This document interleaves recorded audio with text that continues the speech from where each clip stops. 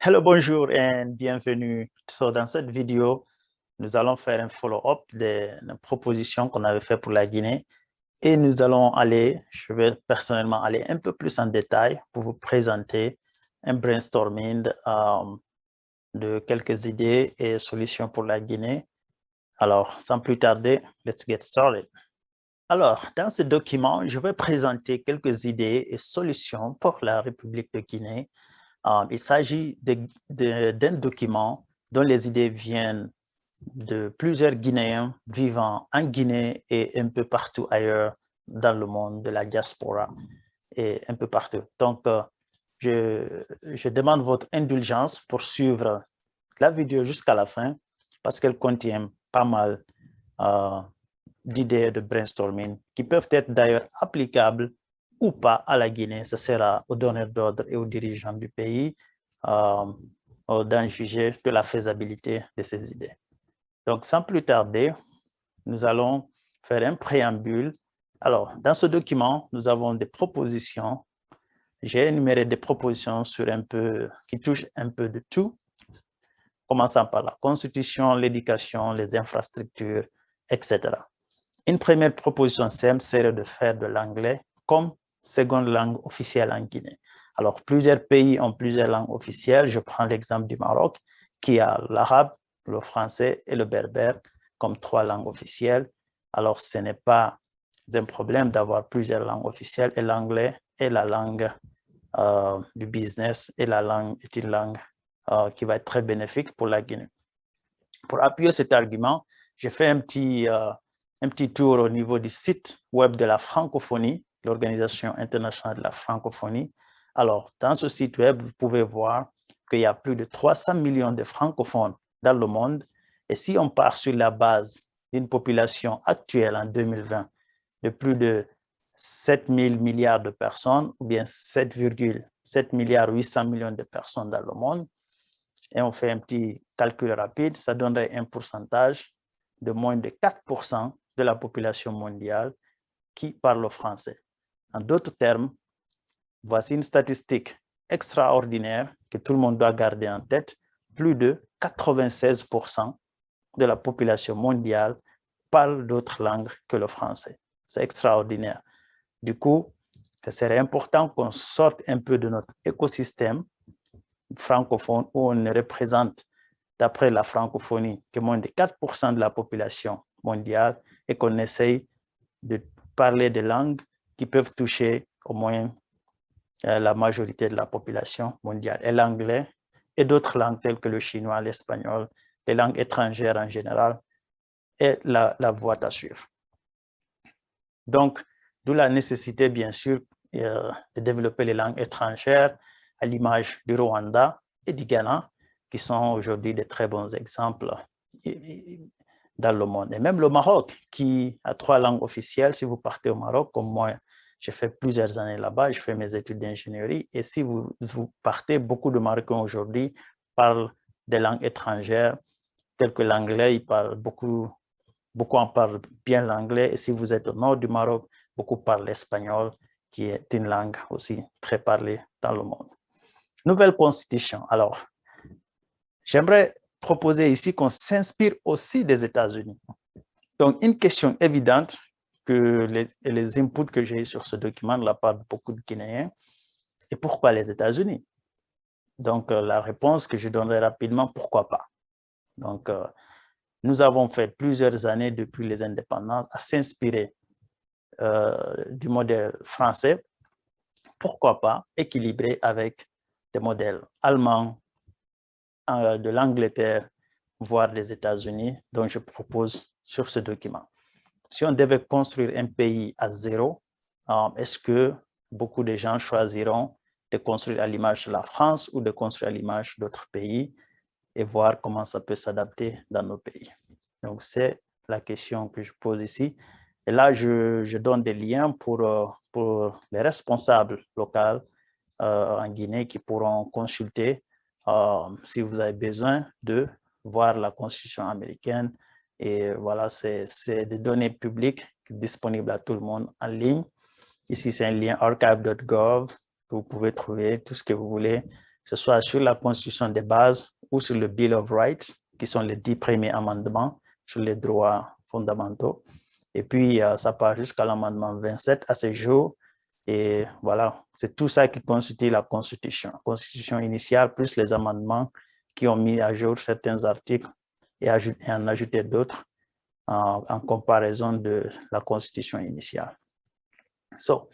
La nouvelle Constitution, bien entendu, doit être claire et précise, avec une commission incluant tous les Guinéens de l'intérieur et de l'extérieur. Et cette commission devra prendre les inputs depuis la base, à partir des villages, des sous-préfectures, des préfectures, des villes. L'idée est d'impliquer tout le peuple et faire en sorte que tout le monde s'approprie de cette constitution comme la Bible ou le Coran. Donc la constitution représente, si vous voulez, la Bible ou le Coran pour le pays, pour ceux qui sont religieux. Donc, elle doit être courte comme un livre de poche qu'on peut lire rapidement en quelques heures, enseigné dans le primaire, le collège, le lycée. C'est la fondation du pays. Ça doit être dans l'ADN de tout Guinéen et c'est la réforme la plus importante pour un pays.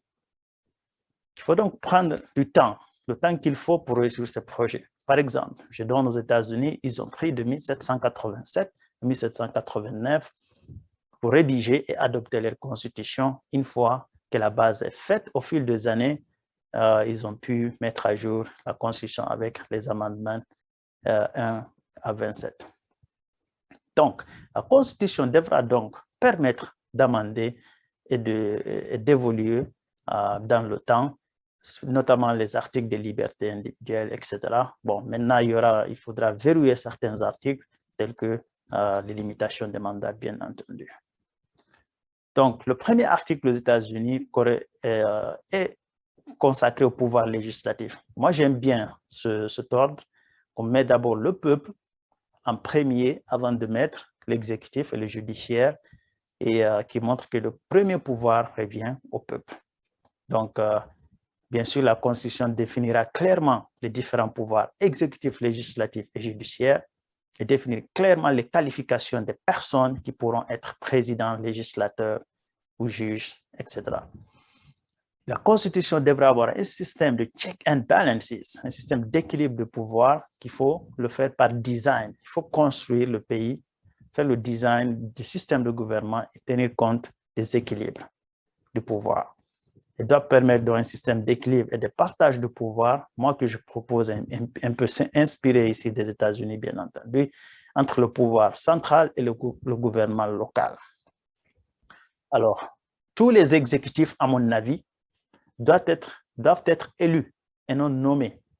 À l'image du président de la République, tout le monde doit être élu de la même manière, du chef de quartier au chef de village, au sous-préfet, au préfet, au maire et au gouverneur. C'est un point qui est très important pour moi parce qu'il se trouve qu'on n'a pas de gouvernement de proximité dans notre pays. Et une fois que tous les exécutifs sont élus, chaque découpage administratif devra aussi avoir son équivalent en termes de pouvoir législatif et de pouvoir judiciaire. Les trois branches de gouvernement doivent aller du gouvernement central jusqu'au gouvernement local. Par exemple, un quartier ou un village doit aussi avoir un parlement du village et une cour de justice du village qui permettra de juger des conflits au niveau du village. Ainsi de suite, au niveau de la sous-préfecture, au niveau des préfectures et au niveau des villes. Ceci permettra donc une décentralisation avancée avec une gouvernance de proximité. Le problème qu'on a dans notre pays est que c'est très facile que les gens deviennent extrémistes de tous bords parce que le gouvernement est inexistant à l'intérieur, dans beaucoup de parties de l'intérieur. La mise en place de ce système de décentralisation avancée en termes d'élus locaux, on élit les exécutifs, on met en place le Parlement au niveau local et la Cour de justice au niveau local, ceci permet d'avoir un sentiment d'appartenance, une proximité du gouvernement et réduire donc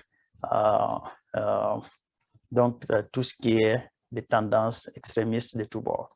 Donc, ce qui permet une décentralisation avancée avec une gouvernance de proximité, les citoyens de l'intérieur du pays n'auront pas le sentiment d'abandon ou d'absence de gouvernement dans leurs problèmes quotidiens. Le pouvoir de collecte ou de lever les impôts, bien entendu, doit être exclusivement voté par le pouvoir législatif.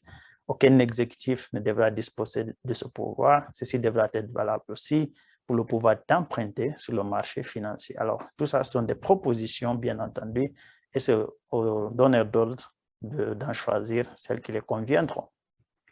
Donc, les droits et devoirs du gouvernement local, les sous-préfectures, les préfectures, doivent être clairement définis dans la Constitution. La Constitution devra inclure des droits et libertés individuelles du citoyen afin d'éviter tout abus de pouvoir par le gouvernement central. Ceci est très important parce que pour que la population accepte une constitution, il faut leur donner des garanties très fortes dans la constitution pour ne pas que tout le pouvoir soit au niveau du gouvernement qui peut en utiliser pour abuser la population, notamment les libertés d'expression, de religion ou pas, de la presse, de manifestation, etc. La protection de la vie et des biens physiques des citoyens doit être sacrée avec la nécessité d'une autorisation d'un juge. Avant de fouiller les maisons et biens physiques du peuple, le mandat d'un juge ne doit être émis qu'avec justificatif et preuve de cause probable par les forces de sécurité. Les forces de sécurité doivent aller voir un juge justifié pour avoir une cause probable justifiant l'investigation qu'ils veulent faire et avoir cette autorisation pour ne pas abuser de leur pouvoir. Tout citoyen doit avoir la garantie d'un procès juste et équitable. La Constitution doit interdire, bien entendu, tous travaux de servitude involontaire ou d'esclavage sur l'ensemble du territoire. Tout ça semble très évident, mais c'est très bien de le noter noir sur blanc dans le document national. La Constitution doit définir clairement qui peut être citoyen. Alors, ce point, nous, on n'a pas ce problème dans notre pays en Afrique, donc je pense que je l'ai juste mis ici comme proposition. La Constitution doit inclure et garantir le droit de vote de tous les citoyens de plus de 18 ans sans discrimination de race, d'ethnie, de sexe ou de conditions antérieures de servitude. Ça aussi, c'est des points très évidents, mais il faut les mentionner tout quand même dans la Constitution. En cas de litige, on a une Constitution sur laquelle s'appuyer pour faire des poursuites judiciaires. Il doit inclure la limitation des mandats, bien entendu, de tous les exécutifs, ainsi que l'ordre de succession en cas de décès ou d'incapacité des membres élus. C'est aussi très important que ce point puisse être clarifié dans la Constitution. Donc, le deuxième point que je veux mentionner ici, c'est bankruptcy and innovation. Alors, afin de booster l'innovation et la créativité, une protection contre la faillite des entreprises doit être inscrite dans la Constitution et la loi en détail à voter par le pouvoir législatif. Un commentaire ici, il y a eu des inputs que j'ai reçus sur ce point qui disent la nécessité juste de voter une loi et non de l'inscrire dans la Constitution. Donc, le débat ici, il est ouvert. Et c'est un point très important, par exemple, aux États-Unis, qui permet de booster l'innovation. Donc, l'idée est que tout business, start-up, des petites entreprises ayant été financées par les banques et ensuite, par la force des choses, est tombé en faillite de manière crédible, donc sans qu'il puisse frauder le système, bien sûr, pourra bénéficier d'un pardon grâce à une loi de bankruptcy ou de faillite. Cette perte sera prise en charge par le gouvernement central. Et ceci permet de réduire les risques au niveau des banques elles-mêmes pour financer les entreprises et donc booster l'innovation et la création d'entreprises. L'État devra mettre en place une agence indépendante permettant d'éviter les risques d'abus et de fraude du système et aussi mettre en place une cour de justice uniquement dédiée à ce sujet. Le recensement de la population, un sujet très important. Aucune politique de développement objectif n'est possible sans données réelles sur la population. Le recensement de la population doit être effectué chaque 10 ans à l'image des États-Unis et d'autres pays et doit donc être inscrit dans la Constitution, à mon avis, ou voté par une loi au Parlement qui détaillerait ce recensement. Bien sûr, une agence indépendante, une agence statistique nationale indépendante dédiée à ce sujet, rattachée à la présidence, à mon avis, doit être mise en place à l'image de l'agence aux États-Unis qui s'appelle US Census Bureau. Donc, vous pouvez vous-même visiter le site web census.gov. Depuis 1790, les États-Unis ont toujours effectué le recensement décennal de leur population. C'est extraordinaire. Le recensement n'a rien à voir avec le fichier électoral. Il s'agit de compter toute personne présente sur le sol guinéen chaque 10 ans, qu'il soit citoyen, résident, non-citoyen, etc. qu'on ait une idée de toutes les personnes présentes sur le sol guinéen. Et ceci permettra bien entendu, entre autres, de dégager des politiques objectives basées sur des données réelles en termes de lieux où on a besoin de construire des écoles, quels sont les emplacements qui auront besoin d'hôpitaux, d'universités, de routes, de parcs de récréation, pour n'en citer que cela. Ceci, bien sûr, permet d'avoir des données fiables sur l'ensemble du territoire et l'Agence nationale de recensement doit être apolitique par nature. Elle doit constituer que des compétences techniques des mathématiciens, statisticiens, ingénieurs, informaticiens, analystes de données, etc. pour conduire ce travail. Donc, le next point est la transparence et la digitalisation. Pour construire la confiance entre les citoyens et son gouvernement, il faut une transparence totale sur toutes les données non confidentielles, bien entendu. Le grand problème qu'on a dans nos pays aujourd'hui et dans le monde en général, c'est un problème de confiance entre le gouvernement et les gouvernants. Il n'y a pas d'autre solution pour rétablir la confiance que de passer par la transparence. Et la digitalisation est un outil très efficace qui permet d'obtenir cet objectif de transparence. Il faut lancer le programme Digital Guinea à l'image de l'Inde avec son programme Digital India. Donc, vous voyez ici, il ne s'agit pas juste de s'inspirer aux États-Unis. Il y a d'autres pays aussi tels que l'Inde qui sont très bien dans la digitalisation avec lesquels on peut faire des partenariats efficaces dans ce domaine. Si vous regardez, même aux États-Unis, ils travaillent beaucoup avec l'Inde. Vous avez le CEO de Google qui est indien aujourd'hui ou le CEO de Microsoft. Donc, c'est un pays aussi avec lequel il faut bien entendu trouver des partenariats. Donc, bien sûr, avoir une agence indépendante pour ce projet et puis informatiser tous les services publics, avoir de la transparence pour faciliter tout simplement la vie des Guinéens, comme tous les autres pays dans le monde.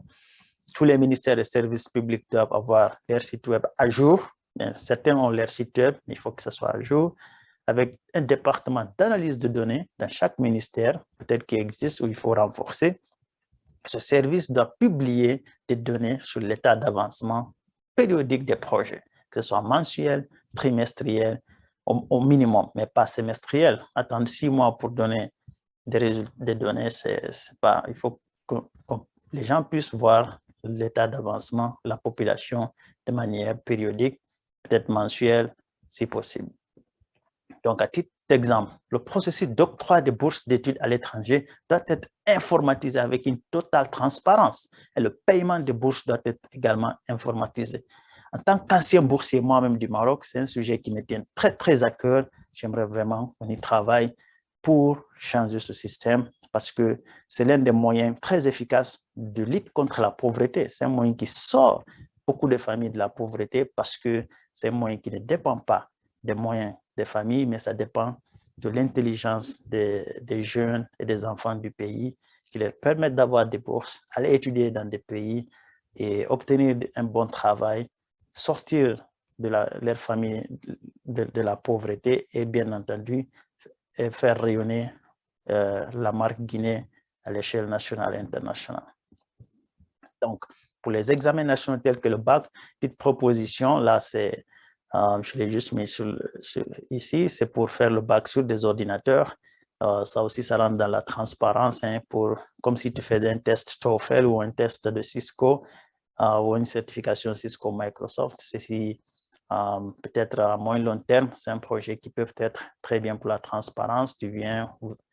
L'élève vient, il s'assoit sur un ordinateur dans un centre, il se connecte à un logiciel créé pour l'examen du bac, par exemple. Il fait le sujet de maths avec un compteur qui automatique qui du temps sur le logiciel et à la fin, il peut voir sa note de maths et fermer le logiciel et le lendemain, tous les résultats sont affichés puisque le logiciel va centraliser un peu tous les classements. Et voilà, donc, on peut généraliser ça pour tous les examens de la 6e, du brevet. Et bien entendu, ce genre de projet permet la transparence totale sur les examens. Donc, la transparence et la digitalisation, c'est une priorité absolue pour un pays. Alors, ce sujet est un grand sujet, l'éducation et la recherche. Nelson Mandela disait, l'éducation est l'arme la plus puissante que tu peux utiliser pour changer le monde. Dans la même idée, vous avez Albert Einstein qui disait que Education is not the learning of facts, but the training of the mind to think. L'éducation, ce n'est pas l'apprentissage juste des faits, mais l'entraînement du cerveau à réfléchir, à résoudre des problèmes. Donc, il faut donc penser de l'éducation de A à Z, comme un système de la maternelle au doctorat, à la recherche, aux formations professionnelles. Donc, à l'image des pays comme les États-Unis, il faut passer une loi pour que chaque enfant, depuis l'âge de 5-6 ans, commence l'école primaire obligatoire.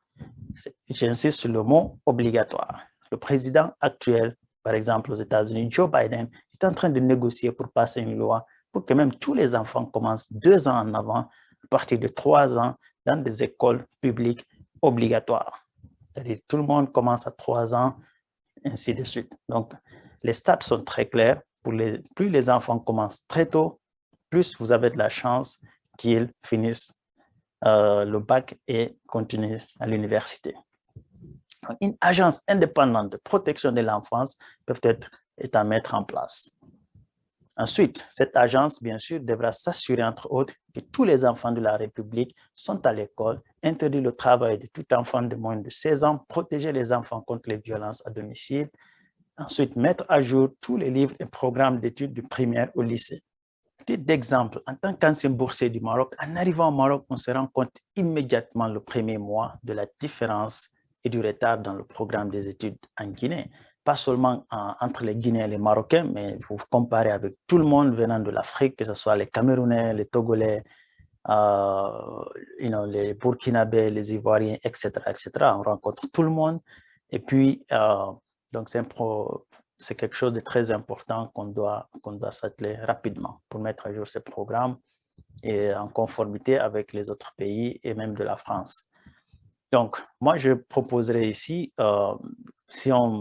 puisqu'on s'inspire du système français, qu'on ait le même programme que la France. Tous les livres qui sont là-bas, on les ramène chez nous et puis nos enfants étudient sur ces livres.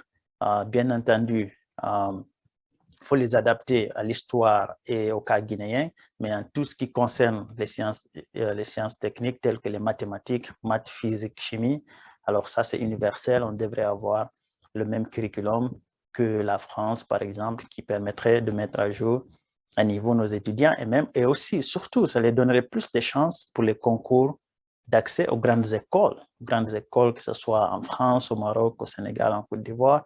Si on a le même programme, ça les donne ils sont plus préparés à compétir au niveau international. De même, on doit ouvrir des centres d'examen, bien entendu, permettant aux élèves de participer au concours d'accès aux grandes écoles. Alors, c'est un point qui est très important, la mise à jour de nos connaissances. Si vous vous rappelez, on dit par exemple en physique que tout élément est constitué d'atomes. Ça, c'était vrai jusqu'aux années 90-2000. Aujourd'hui, avec les nouvelles recherches en termes de physique, on sait que la plupart de l'univers, de notre univers, est constitué de ce qu'on appelle dark matter and dark energy, la matière noire et l'énergie noire. Ce qu'on ne sait pas de quoi, on ne sait même pas c'est quoi, mais c'est une mise à jour des livres, par exemple, en sciences et en physique, qui devrait être faite parce qu'on ne connaît que 5% de toutes nos connaissances de l'univers, c'est autour de 5%, et c'est dans ça qu'on peut dire que c'est constitué d'atomes. Les 95% sont constitués souvent de la matière noire et de la force noire. Donc, continuez sur ce point. Les élèves et étudiants guinéens sont super courageux. Le grand problème est l'accès aux bons livres et aux bonnes informations. Il faut donc lancer le programme national des librairies de Guinée. Avoir des librairies dans chaque sous-préfecture. Chaque élève ou étudiant muni de sa carte d'élève ou qui peut obtenir une carte de librairie pourra donc emprunter les livres et étudier, se renseigner. Donc, c'est un point très important. Si vous regardez les pays développés, par exemple, aux États-Unis, chaque rayon de 5 km, vous allez trouver une librairie physique. Et vous avez aussi les librairies numériques. Donc, vous pouvez, bien entendu, à défaut de construire des librairies physiques, faire des librairies en ligne qui permettraient à tout le monde d'y accéder. Donc, à l'image des États-Unis, du Japon ou du Rwanda, on peut lancer le programme permanent pour offrir des outils technologiques aux élèves et étudiants, des ordinateurs, des tablettes, etc. et travailler avec des grandes multinationales, bien sûr, dans le monde, Google, Facebook, Microsoft, etc. Pour l'enseignement supérieur à court terme, il faut donc mettre en place des partenariats avec des universités et écoles professionnelles telles que le Maroc, qui seront très bénéfiques pour le pays. Par exemple, le Maroc dispose des infrastructures très solides en termes d'éducation supérieure. Toutefois, le Maroc ne pourra pas accueillir tout le monde sur son territoire. Il faut donc faire du reverse engineering et faire en sorte que toutes les grandes universités, écoles d'ingénieurs et professionnels, telles que l'Office de la formation professionnelle du Maroc, ouvrent des filiales et des antennes en République de Guinée. Et pour le moins long terme, lancer les études, au moins les études d'avant-projet sommaire, pour couvrir l'ensemble du territoire guinéen d'universités à l'image des pays, d'autres pays dans le monde. Pour la recherche et le développement, la grande réforme est le budget d'investissement dans la recherche. Alors, vous pouvez beau parler, on peut bien vouloir faire les choses, faire de belles paroles. Si on n'a pas le budget, rien ne va aboutir. Donc, la plupart des pays en voie de développement investissent moins d'1% de leur produit intérieur brut en recherche et développement. Et les pays riches sont autour de 5%, entre 3 et 5% pour les autres pays. Et même, il y a des pays aujourd'hui qui qui poussent à l'intérieur de leur pays pour obtenir des budgets très élevés, tels que des budgets à 10% du PIB, qui sont des budgets énormes pour des pays qui ont des PIB très importants.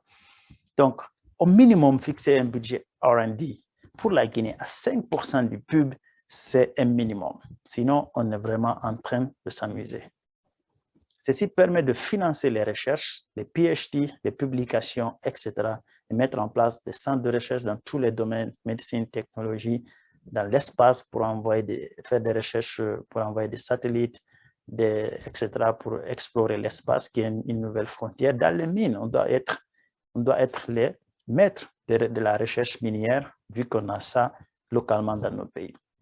Donc, j'ai donné ici un exemple de centres très puissants aux États-Unis, tels que le NIH, National Institute of Health.gov ou NASA.gov, qui est dans le domaine de l'espace. Et bien entendu, il y a des agences d'utilité publique qui sont là, qui sont pas que des agences de recherche, mais qui ont des départements de recherche à l'intérieur, comme le CDC.gov, que tout le monde connaît maintenant, ou le FDA.gov, pour tout ce qui est Food and Drug Administration, ou la protection des consommateurs, Consumer Finance, ou pour garantir la compétition et la concurrence, comme le FTC.gov, qui sont là, qui sont très puissants aussi en termes d'administration, mais aussi en termes de centres de recherche.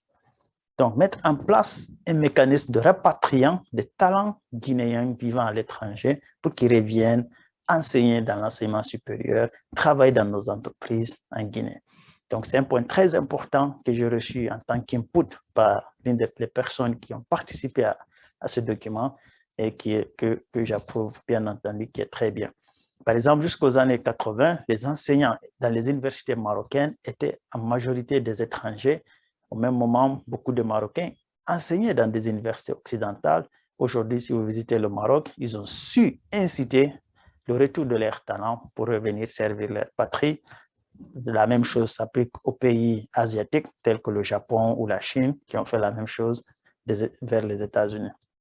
Donc, dans les universités guinéennes, on peut vraiment bien entendu trouver des experts guinéens pour dispenser beaucoup de cours et travailler dans les entreprises. Le fichier électoral, un très grand point. Les sources d'instabilité dans nos pays viennent autour des élections.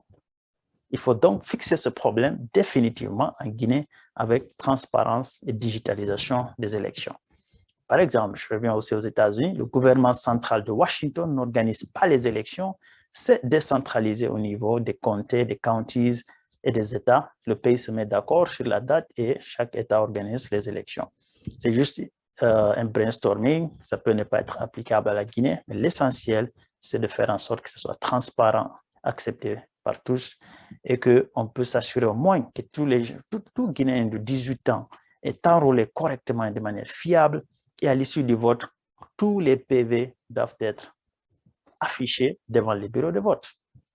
Pas le lendemain, pas 1 heure après, 2 heures après, à l'instant T, dès que c'est signé, c'est affiché. Toute personne, observateur, parti politique, la presse, peut faire le calcul et remonter les résultats le soir même des élections. Donc, une fois ce problème des élections résolu, on pourra vraiment se concentrer sur l'essentiel, le plus important, qui est développer le pays et améliorer la vie des Guinéens. Les infrastructures. Petite anecdote, les Allemands avaient des autoroutes depuis la Seconde Guerre mondiale. Le président des États-Unis d'alors avait vu cela, comment les troupes allemandes partaient sur les autoroutes, ils faisaient le mouvement, les manœuvres militaires, et il est revenu aux États-Unis lancer le programme des autoroutes aux États-Unis, Interstate Highway System. Il faut donc considérer les infrastructures comme national security. C'est quelque chose de sécurité nationale. Donc, lancer les études d'avant-projet sommaire dès maintenant pour les grandes infrastructures de Guinée. On peut y mettre, voilà, tout nous manque presque au pays, autoroutes, chemins de fer, barrages électriques, hydro-agricoles pour l'agriculture, ports et aéroports, l'Internet fibre optique, les énergies, l'adressage du pays, le développement de la poste, le cadastre et le foncier, etc. Donc, pour aller plus vite, il faut avoir une agence indépendante pour piloter tout cela, à l'image de la Côte d'Ivoire avec le président Ouattara qui avait créé une agence qui s'appelle PRICI. Il y a PRICI.ci qui est là, qui est le projet de renaissance des infrastructures de Côte d'Ivoire, qui était constitué uniquement que des ingénieurs et qui suivait la renaissance des grandes infrastructures en Côte d'Ivoire, qui est, à mon avis, une réussite que la Guinée peut s'en inspirer. Donc, solliciter l'assistance technique du Maroc dans ce domaine qui est aussi très avancé et faire en sorte que le problème, chaque fois on signe des contrats d'assistance technique, les gens viennent, ils signent les contrats et rentrent chez eux. Il faut donc ouvrir des bureaux permanents. Si le Maroc veut assister la Guinée, par exemple, si les autoroutes du Maroc vont assister la Guinée, il faut que les autoroutes du Maroc ouvrent un bureau permanent en Guinée, que l'État guinéen puisse payer le salaire de leur assistance, de leurs équipes pour accompagner la Guinée, et ainsi de suite. Il faut faire en sorte que ce soit des bureaux permanents qui sont là pour suivre les travaux et les études derrière. Donc, bien entendu, les infrastructures humaines, tout ce qui concerne l'Agence de sécurité sociale, à l'image des États-Unis ou de la France, c'est un point qui mérite qu'on peut aller en détail ultérieurement. Donc, je dirais juste de s'inspirer de la France et des États-Unis qui sont très efficaces ici. Donc, garantir l'assurance maladie, l'assurance chômage des actifs, garantir des versements de retraite, mettre en place des crédits par enfant pour les familles, lancer un programme national pour soulager la population, surtout à la sortie de cette crise. Tous les pays au monde, les États-Unis, la France, ont lancé depuis longtemps des programmes pour donner du cash à leur population, pour soulager leur population. Il faut qu'en Guinée, rapidement, à court terme, on mette en place quelque chose pour soulager la population, comme des cartes de carburant, dons de nourriture, distribution de cash via Orange Money, etc. Ça doit être fait maintenant parce qu'on a vécu une crise sans précédent. Donc, l'anglais, bien entendu, je reviens sur l'anglais. Donc, j'avais ouvert cette présentation avec, comme seconde langue officielle, à l'image du Ghana et du Rwanda, et beaucoup d'autres points encore. Alors, tout ce qui est dedans, dans cette présentation, est basé sur demande de l'argent. Donc, money is power. L'argent, c'est le pouvoir. Il faut donc se concentrer sur la collecte des revenus pour financer tout cela. Et il y a des pays qui sont modèles dans ce domaine, tels que les États-Unis ou la France, qui sont très, très efficaces. Par exemple, en 2019, les États-Unis ont collecté près de 4 000 milliards, donc 3.42 trillions, près de 3 000 milliards et 420 millions de dollars, quelque chose de ce genre, en termes de revenus au niveau fédéral. Donc, c'est énorme comme collecte. Et la France aussi est très bien dans ce domaine, qu'on peut traquer et faire en sorte que ceux qui doivent à l'État, payent à l'État pour que l'État puisse financer tout ce qu'on est en train de dire, les infrastructures, la refondation, etc. Donc, utiliser la transparence et la digitalisation dans ce domaine, renforcer les équipes au niveau du trésor public. Bien entendu, le recrutement ici doit être vraiment faire très attention pour avoir des personnes intègres, compétentes ici. Mettre en place aussi le marché financier, la bourse peut-être de Conakry, à l'image de la bourse de New York, de Londres ou la bourse de Casablanca. C'est juste pour avoir une plateforme dans laquelle tout le monde peut acheter des bons de trésor pour que l'État puisse lever des fonds et que toute personne guinéenne ou de la diaspora peuvent acheter ces bons de trésor avec un taux encourageant. Et bien entendu, cette plateforme pourra être utilisée par les entreprises aussi pour se déclarer d'utilité publique et vendre des actions pour financer leurs activités à l'image de tous les autres pays. Donc, il faut développer le système financier qui est la clé ici pour lancer l'économie et aussi pour aider l'État à lever les fonds sur le marché local. Renforcer les audits, bien sûr, pour collecter les impayés, avoir une cour de justice dédiée à cela, de manière juste et transparente pour que l'État puisse collecter les revenus. Donc, bien entendu, l'État doit partager les impôts avec le gouvernement local pour leur donner une autonomie financière. C'est un point qui est très important. Alors, par exemple, si l'impôt sur les sociétés, je donne juste, ça c'est hypothétique, c'est à titre d'exemple, si vous fixez l'impôt sur les sociétés à 30% au niveau du gouvernement central, l'État doit prendre un pourcentage et partager notre pourcentage au gouvernement local. Donc, c'est comme ça que le gouvernement local peut avoir une autonomie financière. Donc là, je donnais juste des chiffres à titre d'exemple, ça ne veut pas dire grand-chose, c'est juste, par exemple, si vous partagez les 30%, l'État conserve 15%, il peut partager les 15% restants avec le gouvernement local, avec 5% pour les préfectures, 5% sous-préfectures, 5% pour les mairies, etc. Et cet argent doit être versé directement au gouvernement local, sans passer par le gouvernement central. C'est-à-dire, si vous avez une entreprise minière basée à Kamsar et qu'elle paye des impôts sur les sociétés, qu'est-ce qu'elle peut faire? Elle va prendre, par exemple, si elle doit payer 30%, elle doit prendre 15%, elle paye au trésor public.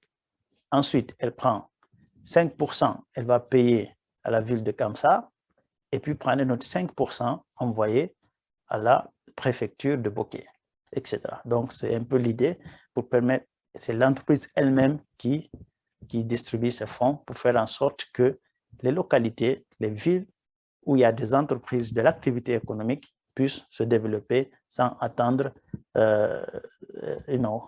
Conakry alors que c'est l'argent du tout le peuple.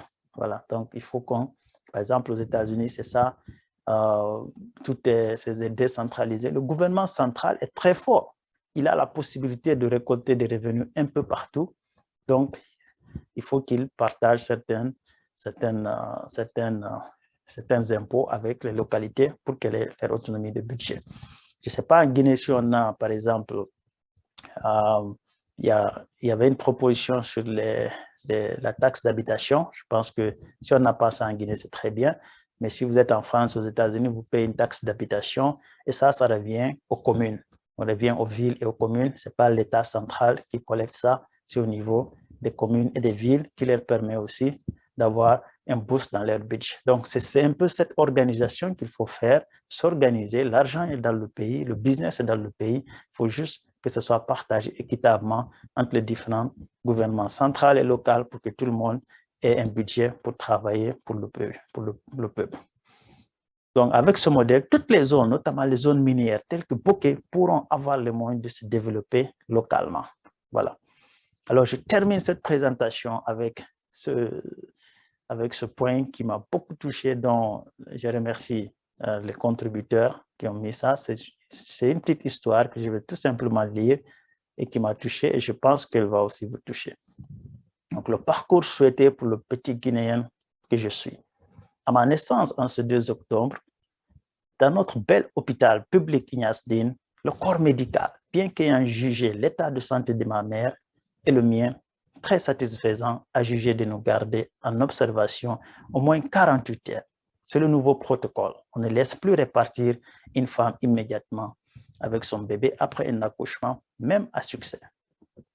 Pendant ces 2 jours, le secrétariat de l'hôpital s'est attelé à informer la mairie de ma résidence, de ma venue au monde avec toutes les informations requises qu'il possédait lors de l'admission de ma maman.